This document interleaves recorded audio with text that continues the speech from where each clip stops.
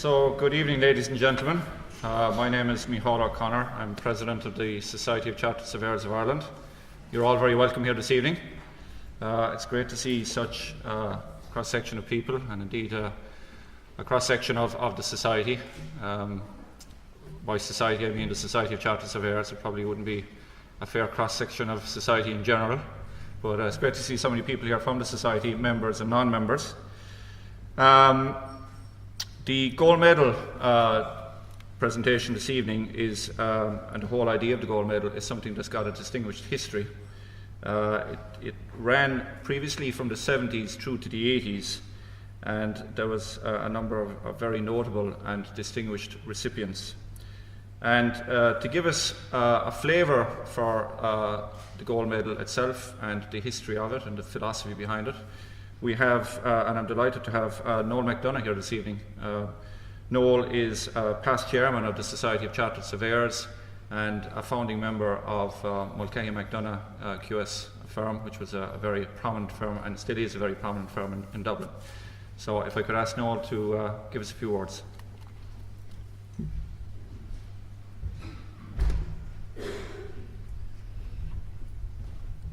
Well, good evening, everybody. Mr. President, distinguished guests, friends and fellow surveyors, and particularly John. The genesis of the Gold Medal Address and Award, when it was initiated first in 1979 as a biennial event, was based absolutely firmly on the principles underpinning professional societies such as ours. In addition to the practical functions of guaranteeing the competence of members, its self-regulation, and projecting and to some extent protecting the interests of its members, a professional society also has a very, very significant and important role as in an intellectual sense.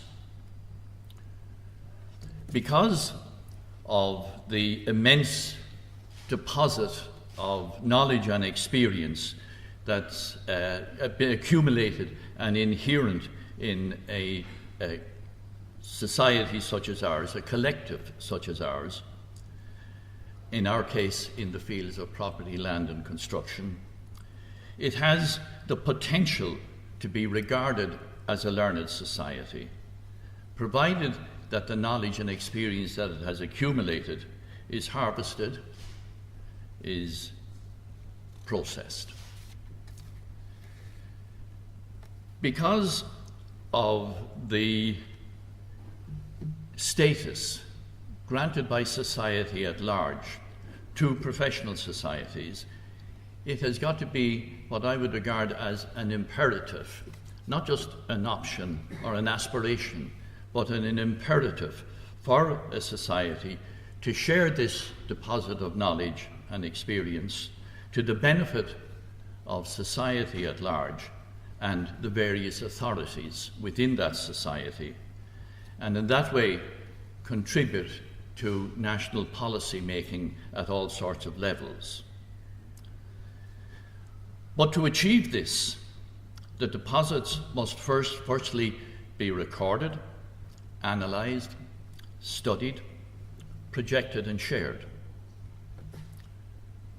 Over its life, our profession had not been noted for its record in doing this constructively, consistently and effectively.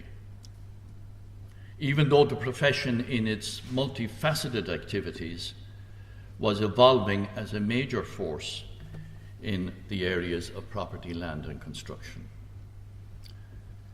It was to address this deficiency and to encourage the membership as individuals and the society as a collective to fulfill this responsibility that the Gold Medal Address and Award, together with other measures as well, was initially conceived and introduced.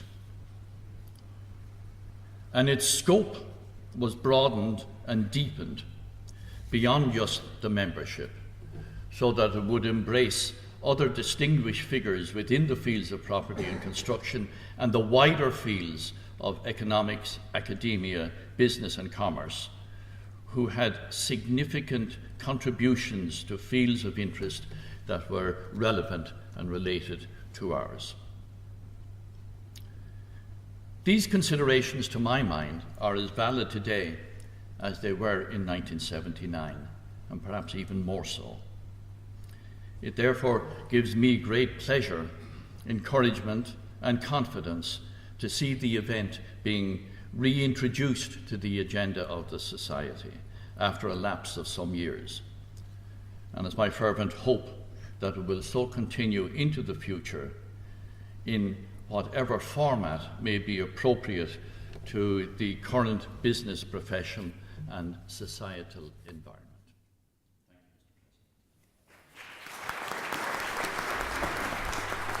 Thank you, Noel. As Noel mentioned, the gold medal lapsed for a number of years, and I suppose it's appropriate to thank Jim Gahan, who's chair of our Standing Committee on Education, whose brainchild it was to reinitiate the gold medal, and who was very much behind this, so I'm delighted with that. Just by way of introduction to our recipient this evening, the criteria for selection of a gold medal recipient is made up of a number of items, such as an individual of celebrated professional excellence, someone who is of national and/or international repute, someone who has demonstrated exceptional leadership skills, who has managed exceptional business innovation, who has an outstanding track record of achievement in property and/or construction, who has impacted substantially on the development of property and/or construction, and whose achievements are widely recognised by his or her peers. So I know that John's chest was expanding with all of that, and certainly within the Society, our council, who select the gold medal recipient, believed that John was ticked all of those boxes and would be a worthy recipient. And just by way as well of giving context to past recipients, Mr. Michael Colleen, Managing Director of the IDA, was the first recipient of the gold medal. And I read his speech recently, and it was absolutely fascinating that back in the 70s he had the foresight, by way of information technology and so forth, that has eventually come to pass. And I certainly hope that John's speech this evening will have similar impact in the future, hopefully. Other recipients were Senator Fintan Kennedy, who was former president of the ITGWU, Professor Loudon Ryan, who was Professor of Political Economy, Mr. David Kingston from Irish Life, Justice Ronan Keane, and the last recipient was Mr. Peter Sutherland. So there's a very eminent group of people there that John is now a part of.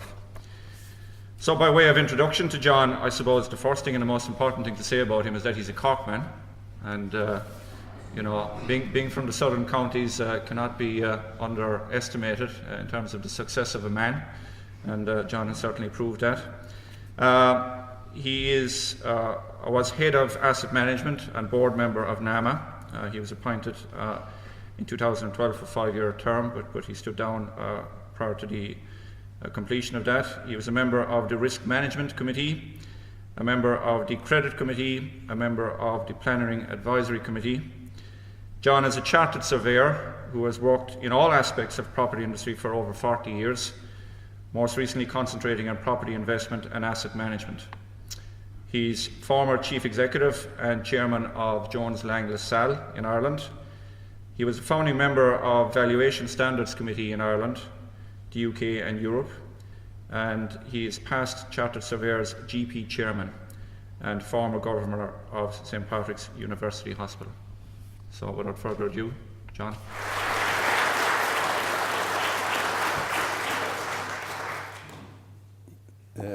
President and friends, after that I'm very humbled to accept this award, but I think I have the strength of character, Stephen, to fight it and to get over this humility and to carry on. I hardly recognise myself, and I suppose standing on the shoulders of giants would be, when I hear all the other recipients, hopefully you can get somebody a bit better next time. I became a chartered surveyor in 1972, and that was after 4 fairly joyous years in Bolton Street doing property economics. And there at the time, I was just reminding myself, was Marion Finucane, who was doing architecture. Anyway, Bolton Street, we got our diploma in property economics. Nowadays, the students of that course get a very fine degree from Trinity College Dublin and have all the status that goes from that illustrious institution. We, on the other hand, ended up with an inferiority complex because people kept asking us where we at the tech. And is Mark Fitzgerald here, by the way? Right. I have 2 versions of this story, and I might just tell the second one instead of Mark Fitzgerald's uncle, I'll just give you an example of what happened to us. Mark Fitzgerald's uncle was Professor Desmond Fitzgerald, and he was Professor of Architecture in UCD and a big beast in the land at the time. Teaching, amongst others, by the way, Rory Quinn, the present Minister for Education, who was notable for organising a number of palace revolutions in the architectural department of UCD. Anyway, our architectural colleagues on the top floor in Bolton Street came down to us. We were on the next floor down, then the engineers after that, and then eventually it went to Haday's. But they came down to us to say that we were invited to a party at number 12 Merrion Square, where there would be Kjol, old, crack, women, anything you wanted. So this, of course, was very agreeable, and we tooled ourselves up and headed down to the Montclair to have a few pints, just to get us into the mood. Got the requisite brown paper bag, a few bottles of stout, which, by the way, you brought to a party, but you always made sure you brought home as well. Anyway, we arrived not knowing that, in fact, this was a salon evening, which Desmond Fitzgerald had for a coven of his favourite students from UCD. We should have known something was amiss, because as we came to the bright lights of number 12 Merrion Square, we could definitely hear Vivaldi being sawed out by a string quartet. Anyway, undeterred, we knocked on the door. Professor came out. He was quite startled when he saw us. Now, you have to bear in mind, we looked like kind of latter-day rappers, in sort of camouflage jackets and the like, and the brown bags. And he was quite astonished to see us. And he said to us, "Yes, can I help you?" And we were dumbfounded. He was clearly barring our way. But we had an excellent man, Tommy Quinn from Donegal, subsequently went on to become a quantity surveyor. Tommy, anyway, piped up, "We're from Bolton Street." To which Desmond Fitzgerald's lasting riposte was, "I don't care what street you're from, you're not coming in here."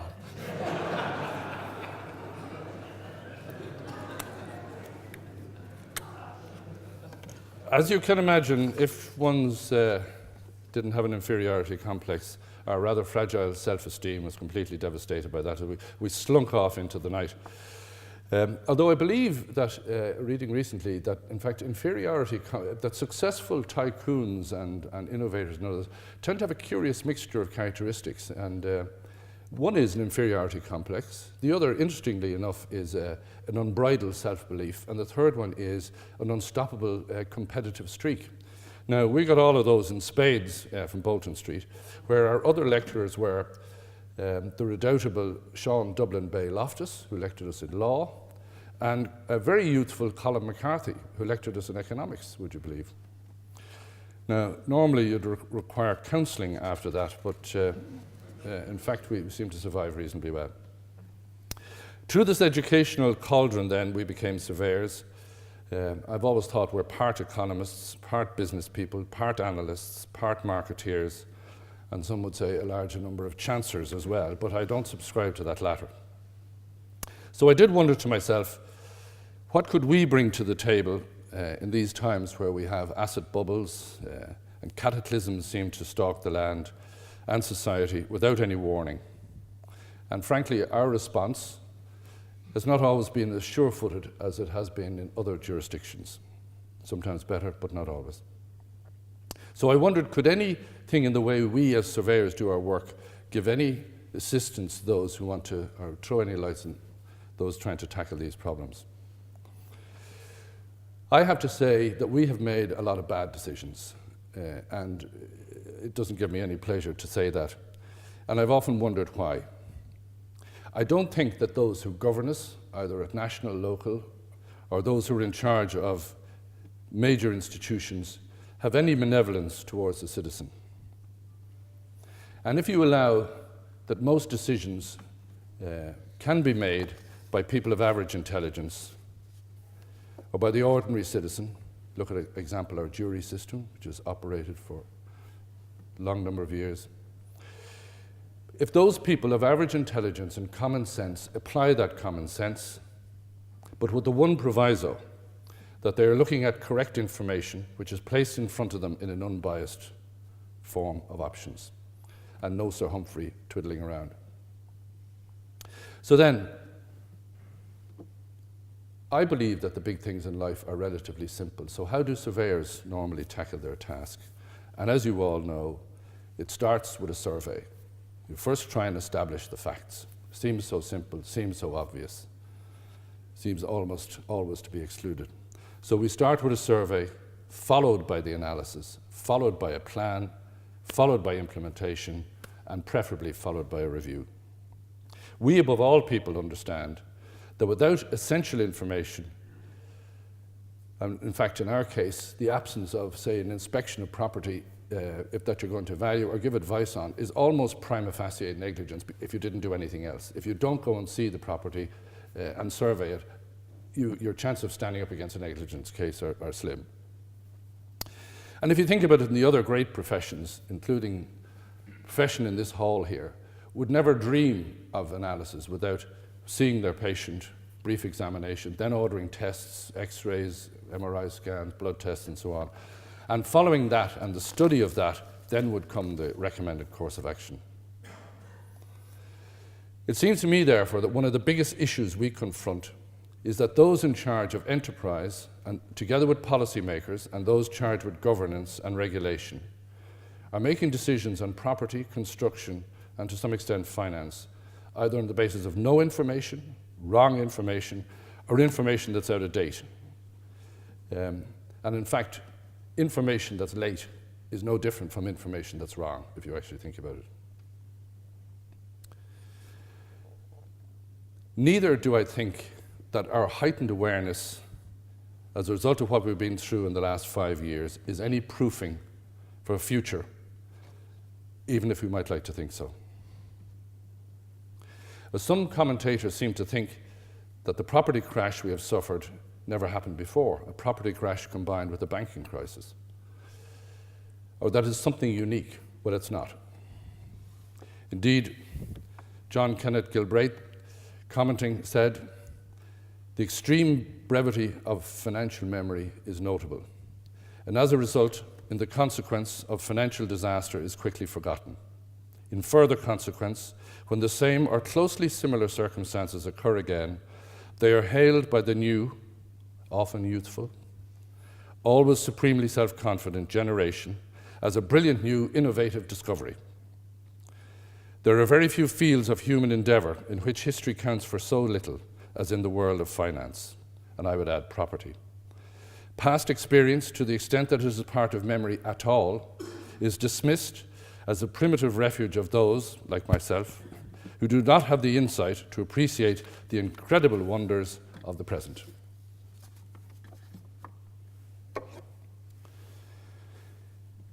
Let me tell you a true story, which, if you know literature, is what you do is tell a parable so as you don't offend the relatives.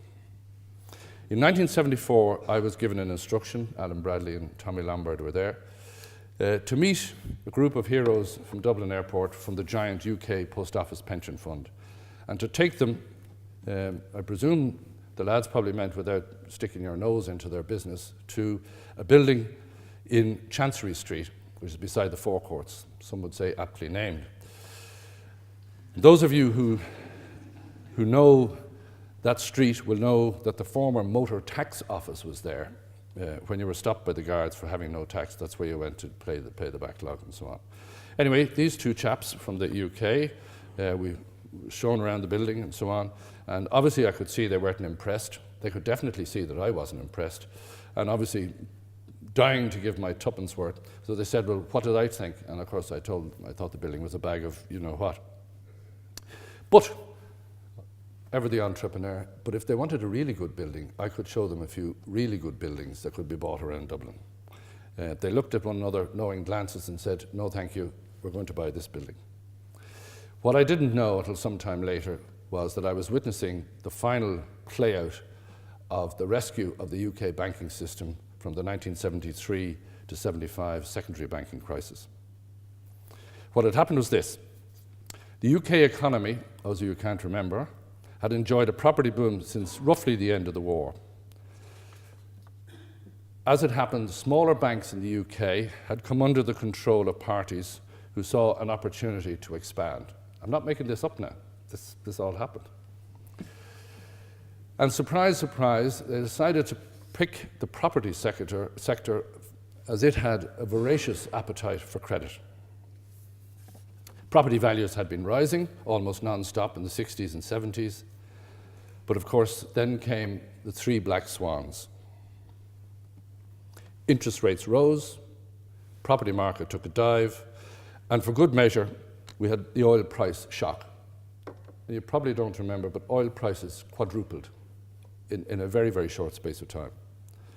Now, the market had been offering very high returns, and so had become overcrowded with institutional funds, and purchases could only be made on the most optimistic of bases. Indeed, on the 21st of August 1973, the redoubtable Financial Times was saying that a shortage of property was evident with prime yields below 4%, John Moran, please note. And you must bear in mind that inflation at the time was in the high teens. John has a great love of 4%, above it or below it, but 4%, he loves 4%. In July 1973, interest rates rose from 7.5% to 9.5%, and 1 week later to 11.5%. Known as the brown trouser era, oil prices went up by a factor of 4. And 1973 would end with a minimum lending rate of 13%. You think about our current minimum lending rate. Now, to this heady mixture was added a threat of taxation on first lettings. This is in the UK. And there was in effect a rental freeze in operation. And then I was going to say that with an almost farcical touch, Minister Geoffrey Rippon, subsequently to have fame in the EU, introduced a ban on new office development in London, thereby absolutely guaranteeing the seeds of the next boom, while the crash was still on. November 73, a secondary bank with a very forgettable name of London and County Securities collapsed, triggered an avalanche of failures. Loan security became uncovered. The secondary banks began to call in loans from the property companies, turned into a wave of defaults from the property companies. Well-known names vanished overnight, such as Harvey Sonning, Tommy of Guardian Properties, Stern, who looked like the Stern gang, it's the only photograph I find him with a hat. Big beasts such as MEPC, Town and City Properties, and British Land all faced major problems. There's a great quote from Warren Buffett, which says, "It's only when the tide goes out you get to find out who's been swimming naked." Well, there was a lot of naked swimmers, let me tell you, in 1973. And there would have been a few more if it wasn't for the financial 40-foot. The clearing banks suddenly had a big exposure. This wasn't countenanced and this wasn't known. Not only had they been lending to the property companies, but they also had loans to the secondary banks. The Bank of England now became alarmed and launched what was euphemistically known as the lifeboat. Frank Daly, as some of you know, is interested in boating, and I was wondering if he had noticed that there's quite a few sailing terms used in relation to banking and financial crisis. You know, there's lifeboats, there's bailing out, there's captains, and so on and so forth. And sinking ships, of course. Anyway, the lifeboat engineered a massive transfer of assets between the financial institutions and the property companies to financial institutions.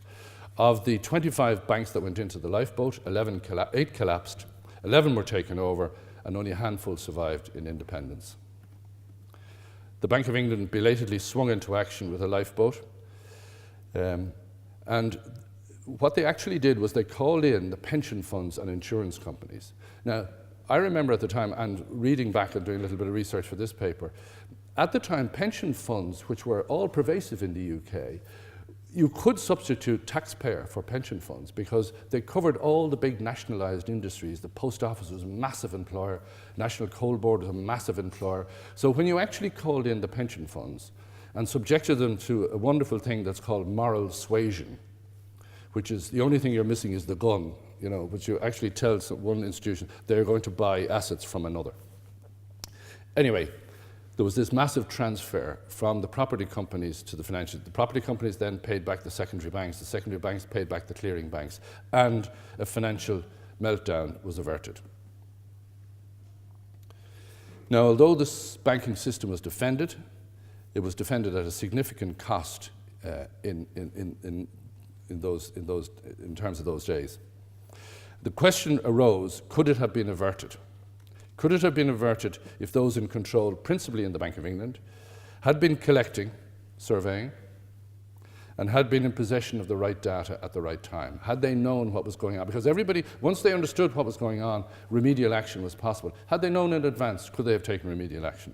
Now again, interesting to know that there was a huge amount of talk about never letting this happen again. And you could argue that it happened twice since. So, my thesis is we need to know what's going on, our business needs to know what's going on in real time. And the question is legitimately raised at any time and at all times. How is property being financed? What exposures are being created? And we need to be confident that the data we're looking at and from which models will be derived is relevant and is timely. It is ultimately from a database of property information that all decision options are generated in relation to property and construction, of course. If that data is wrong, then your castle is obviously built on sand. Or I was actually going to put in pyrite, but that might be worrisome for some of the audience, perhaps. The other thing that was raised then, and is being raised now, I suppose, well, a good risk policy surely would sort all that out. I rather take the view about risk policy which Nazim Nicholas Taleb, the author of The Black Swan, takes. And he says, our current risk systems have no better predictive value for assessing risk than astrology. And what about the economists? The serious question is whether with all the trauma that has occurred, we now have sufficient measures and checks on the output engines of the economy to let us know from empirical evidence what's happening. Recent and indeed past pronouncements by my economist friends are, if you look at them, no more than educated guesses, with of course an element of showmanship thrown in for the celebrity economists, but they're only a guess at what is actually happening right now. I'd also say, bittersweet, that being right once is not compelling evidence that you should confer guru status on anybody. A friend of mine from the south of Ireland says, you must see the statue moving twice the second time sober before you believe it. I would think that's reasonable. Anybody can, property cycles go in 7 to 10 year cycles. If you keep saying there's a property crash ahead, you'll be right once every 10 years, for sure. The other thing is that I don't know if a lot of you know, but there were a lot of people who took a bearish view on the US housing market in the 2000s. And you'll be interested to know, because obviously there's one example of somebody who made a lot of money, you know, The Long Short, that book, The Long Short. But in fact, those who took a short stance on the US housing market suffered enormous pain and damage, loss of funds, withdrawal of funds. And eventually, the reality is that most of them had given up their positions. When? By February 2007. In other words, had they held on for another short period of time, they would have been right. So here's the quote. Being too early is indistinguishable from being wrong. Being too early is indistinguishable from being wrong. What about the indices? No less a person than our own Ciara Murphy, who is related to the legendary Tommy Lombard. I am trying to imitate rather poorly, as you know, his hairstyle. He's the original of the genre. Anyway, Ciara says that she can identify 25 indices measuring one kind or another section of the property and construction industry. I've only been able to identify 20, but I do defer to her superior knowledge in this matter. But I don't think I'm being unfair when I say that this information is not fit for the task that I'm expecting it to do, which is tell us where we are now.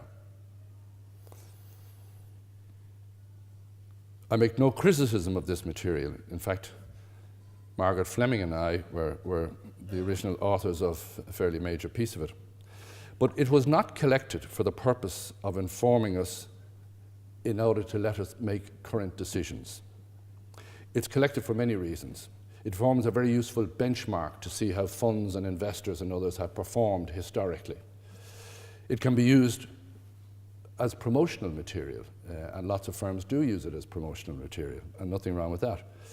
It can be used, it can come about because of statutory obligations of various bodies, or because we've always collected it, or because the lads in Trinity and UCD need some new material for their crop of PhDs.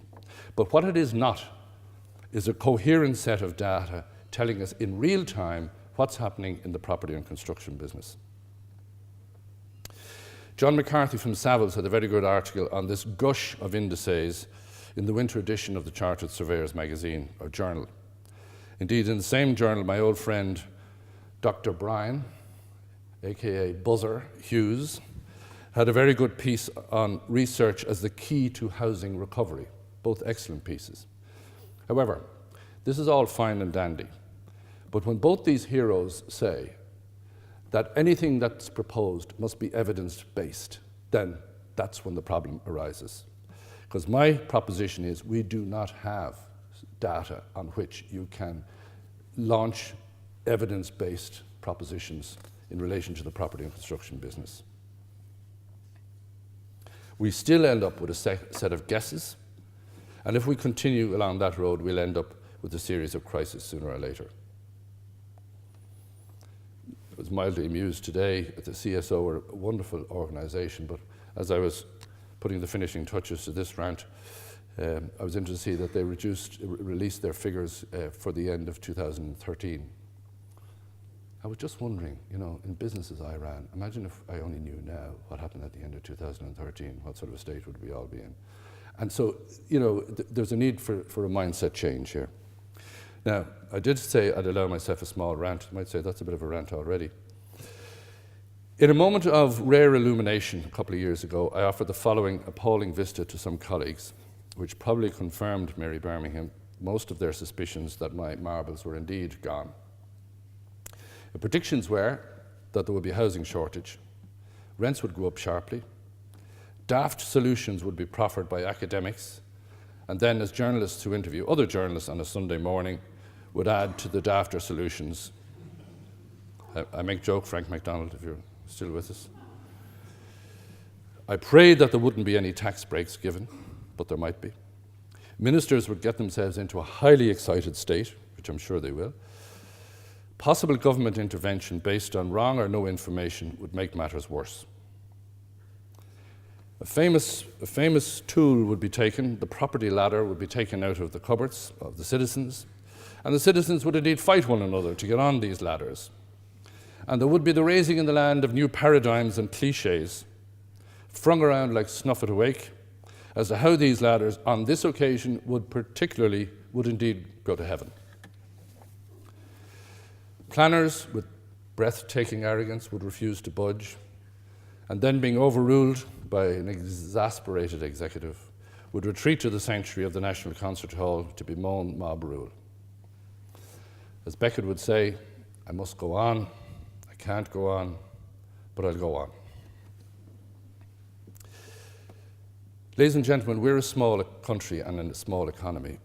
We have 4.58 million people, a bit less than Norway. We were 2.8 million in 1960. If you take one area, which is housing, we should know how many houses we have. We should know who owns them. We should know what they're used for. We should know how many houses we can build and we will need. We should know where we could build those houses. Now, I'm not skeptical I'm skeptical of the data that we have. I'm not cynical, because I think we could probably build something useful out of it. But we do need raw data. We need it in real time. People and businesses and other engines of the economy make and act on decisions in real time, not 3 months later. They have to make the decisions in the here and now. If you take a company like Zara, grew from nothing to be a world beater in almost a generation. The sale and design of their merchandise is in total near real time. Google and Amazon can analyze data to the extent that they can tell you, well, they can tell me anyway, maybe somebody's tipping them off, Margaret, but they can tell what you want before you know it yourself, such as their analysis of data. Now, there are some heroes up in Ashtonsbury who tell me that they reckon the CIA know more about us than we do ourselves. I'll give you another example. At the height of the crisis that we're just moving out of, there were figures produced to suggest that the vacancy rate in housing was either 300,000 or 70,000. Now, Tanamunde, like, you cannot run a policy based on that complete lack of information.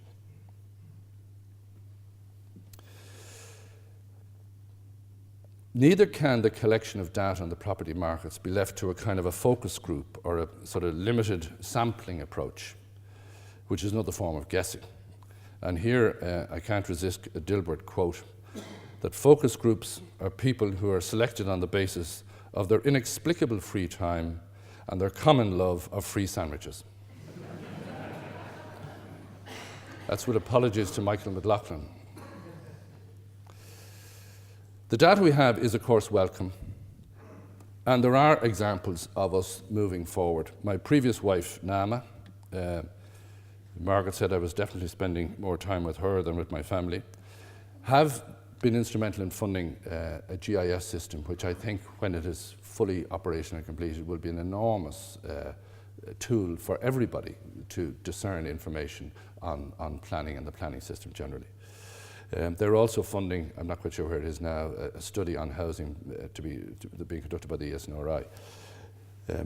But these, that's not NAMA's job particularly. These are one-off situations, but I'm talking about a more national approach. And I have to be a bit more critical. We have a property register, and it does have some information on rents and leases and house prices, but it's frankly not great.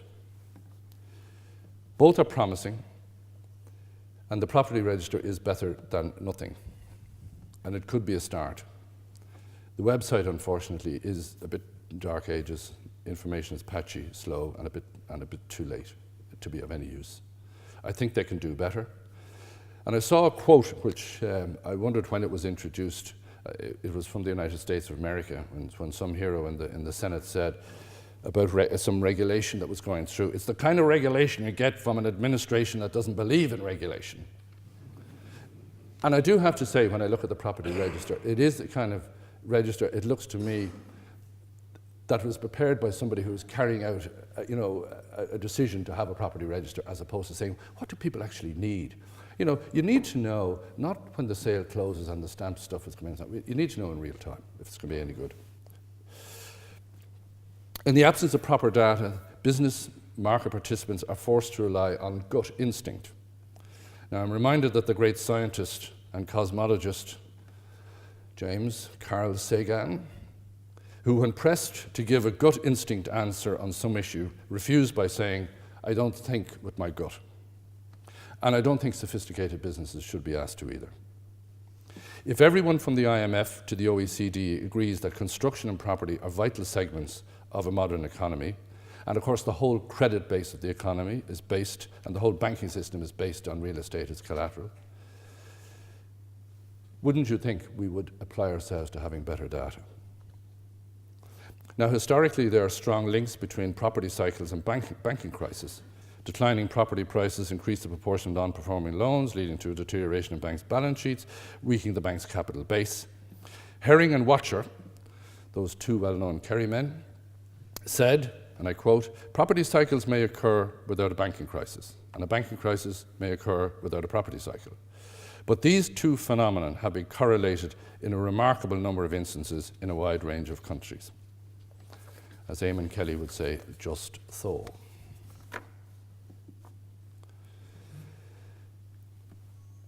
We know that we cannot see the future.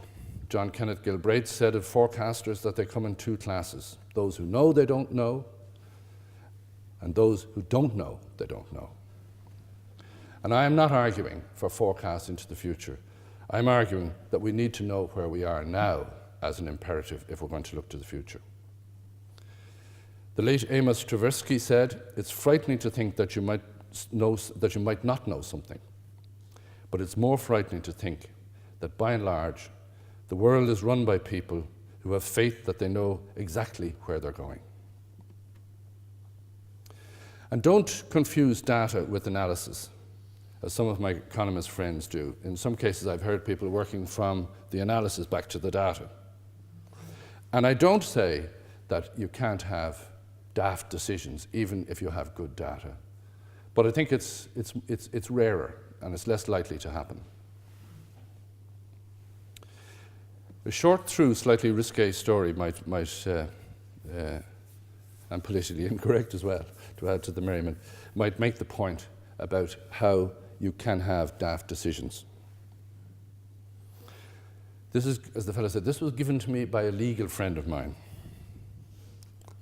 The story goes as follows, and it's a true story. Courts and judges are unpredictable and make some fairly daft decisions. There's a reported decision from one of the lesser German states prior to German reunification in the middle of the 19th century. By the way, prior to German reunification, Germany comprised of 35 separate small independent states, some of them no more than 5 miles across.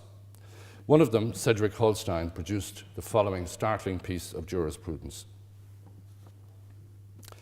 A young girl of high birth, closely related to the royal family, was orphaned early in her life and was then reared by a maiden aunt in an isolated castle. After the fashion of the day, she was privately educated by a succession of tutors with special emphasis on languages and music. At the age of 17, one of the young music teachers and herself became romantically involved and met for the purpose of romance in a summer house in a remote part of the gardens of the castle.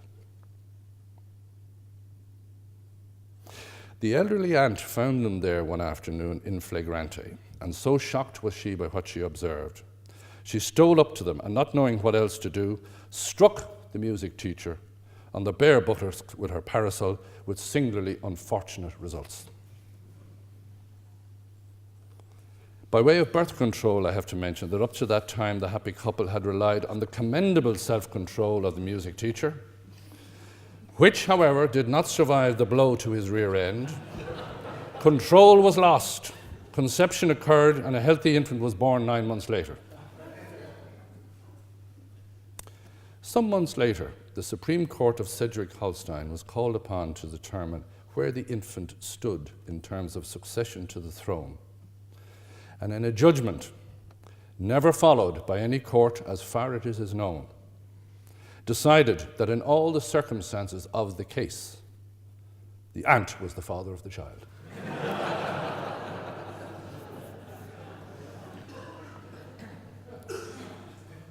Daft decisions can arise. I do say that in the absence of firm databases on property and construction, that we are in effect reversing into the future. Now, I am aware that Alan Greenspan, good jazz player, people are talking more about his jazz now than his chairmanship of the US Fed. Anyway, as chairman of the Fed, he said, generally, of bubbles, generally they're perceptible only after the event. Why? To spot a bubble in advance requires a judgment that hundreds of thousands of investors are all wrong.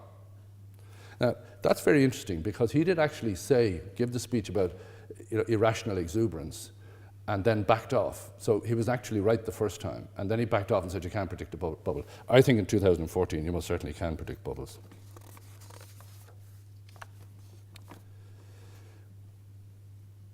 I think, to take up our President's theme, if you can trace a piece of steak to Dave Mulcahy's farm in Mulcahy, we can surely have systems in place that can tell us when loan-to-value ratios, price-to-salary ratios, or any other measure you care to announce as being one that will indicate something going wrong, and that we can have that in real time.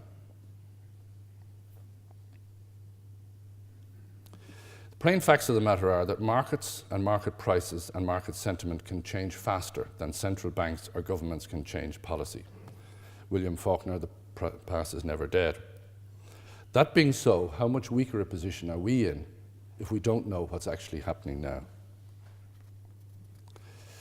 When those buying, selling or leasing or using property need information that enables them to make informed decisions that have to be made in terms of where we are on the curve, and they have to be made now. The alternative, that investment is made by platitude or cliché, and that remains the case and has been the case for a long period of time. Buy land, they aren't making any more of it. Technology is the way of the future. You know, gold is a safe haven. Alternative investments. These are clichés. They're not. I wouldn't buy anything based on a cliché. And yet property is substantially run on the basis of clichés.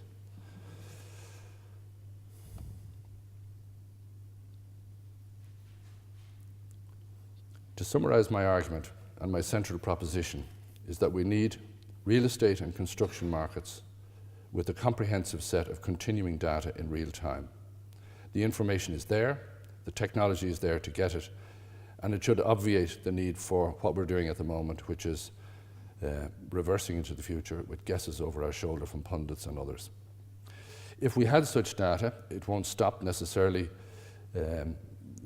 vagaries in the market, but it will, as Warren Buffett says, allow us to build up a margin of error or a margin of safety to those who wish to be careful. Now, we cannot eliminate the tendency for the herd to pile in at the top, driven by greed and excitement, no more than we can stop them from selling at the bottom, driven by fear and despondency.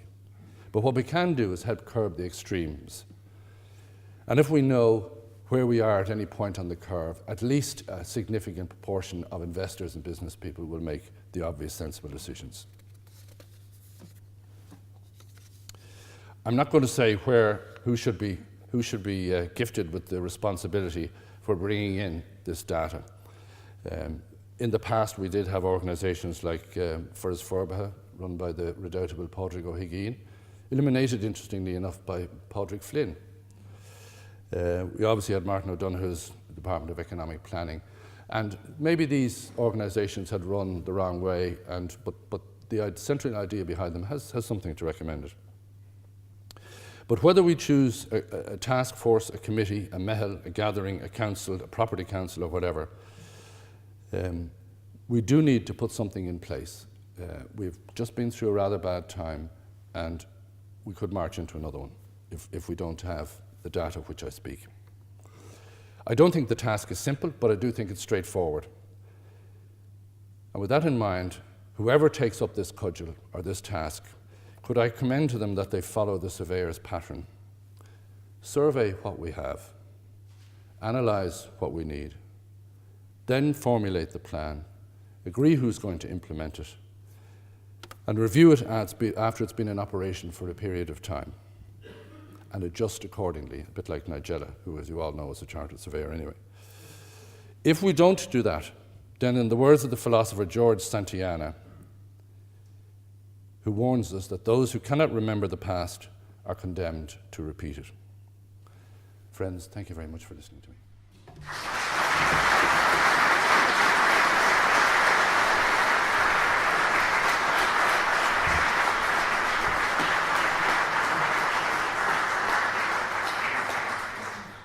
Thank you, John. If I could now just call on John, and I'll present him with the gold medal. Ciara reminded me earlier to make sure that I had the ring in my pocket, so I do. Thank you very much. A very